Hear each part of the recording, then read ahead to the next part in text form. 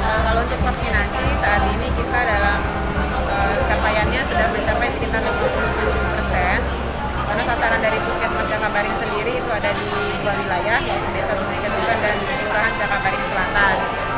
Sekitar 4.000 sasaran, kita sudah mencapai 2.000-an lebih yang sudah tervaksin.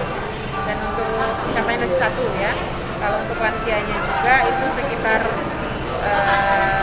25%. Jadi dari 400 ada 80 yang sudah tervaksin untuk lansianya. Untuk sistem jemput bola apa yang kita lakukan di wilayah kita ini, Bu?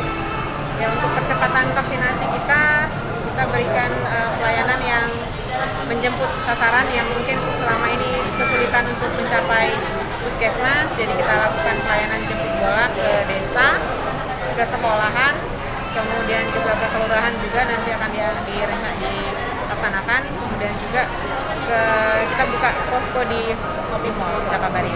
Nah, ini sasaran kita untuk yang di pusat perbelanjaan Opi Mall ini lebih cenderung memang untuk dosis 1 atau dosis 2 atau keseluruhan, Bu?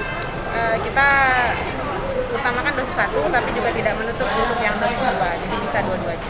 Nah, untuk sejauh ini animo pengunjung yang ada di sini cukup baik animonya, seperti kita lihat di sini pelayanannya.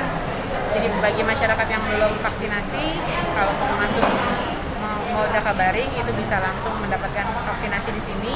Tentu saja dengan sesuai prosedurnya, diperiksa kesehatannya dulu. Kalau memang mungkin divaksin, kita lakukan vaksinasinya dan diobservasi sampai selesai penyuntikan.